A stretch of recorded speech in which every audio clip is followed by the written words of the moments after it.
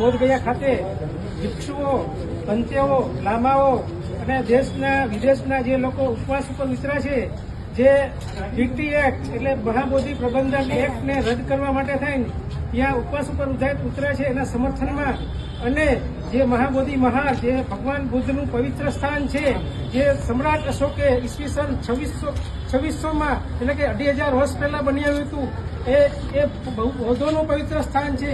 એનું સંચાલન અને કબજો બૌદ્ધોનો હોવો જોઈએ.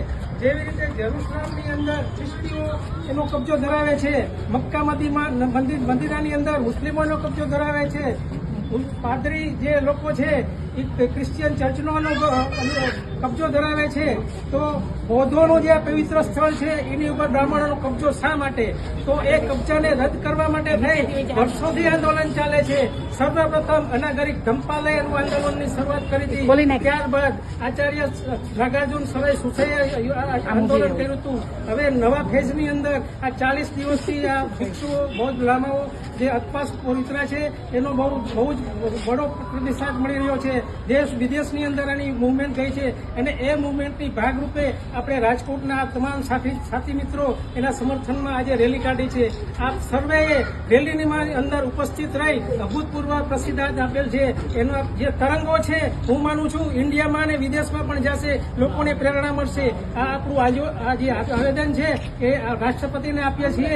એ રાષ્ટ્રપતિને આપણે આવેદન કરીએ છીએ કે મહાબોધિ પ્રબંધન એક્ટ 1949 છે એ રદ કરવામાં આવે અને જે મહાબોધિ વિહારનો સંપૂર્ણ કબજો બૌદ્ધોને સોંપવામાં આવે અને જે મહાબોધિ મંદિર જે વિહાર છે એનું અયોધ્યામાં જેમ કરોડો રૂપિયા ખર્ચીને જેમ વિકાસ કરવામાં આવે છે એ બૌદ્ધો સંચાલિત હોય વિકાસ થતો નથી. વિદેશથી લાખોની સંખ્યામાં બૌદ્ધ લોકો જ્યાં પ્રવાસે આવે છે, જે પોતે તેઓ લોકોની ભાવનાને ઠેસ પહોંચે છે, એના માટે થઈને આપણે આંદોલનમાં સહભાગી થયા છીએ. આપ સર્વે ઉપસ્થિત થયા છો, હું આપ સર્વેનો આભાર માનું છું. ભંતે ગણનો આપ સર્વેનો આ આંદોલનની અંદર સામેલ મહાગુજરાત SC/ST મહાસભા, સમતા સેના, બૌદ્ધ ઉપાસકા સંઘ, બોધિસત્વ ડોક્ટર આંબેડકર બુદ્ધ વિહાર, સુગમ ગૌતમ બુદ્ધ વિહાર, ડોક્ટર આંબેડકર રોડ ધરમનગર, ભારતીય બૌદ્ધ મહાસભા, બવડી બુદ્ધ વિહાર, બહુજન વોલન્ટરી ફોર્સ,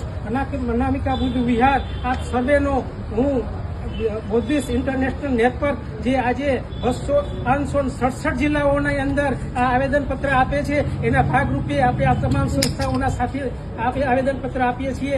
હું ભંતેજીને વિનંતી કરું છું એમના હસ્તે આપણે પાવર જોવો. આજે કલેક્ટર ઓફિસ બંધ છે પણ છતાં એ લોકોએ વ્યવસ્થા કરી છે આવેદનપત્ર સ્વીકારવા માટે. આપણે સંગઠિત રહેશું તો આપણે કાંઈક કરી શકશું. બોલો જય ભીમ, મહાબોધિ મહાવિહાર, વખત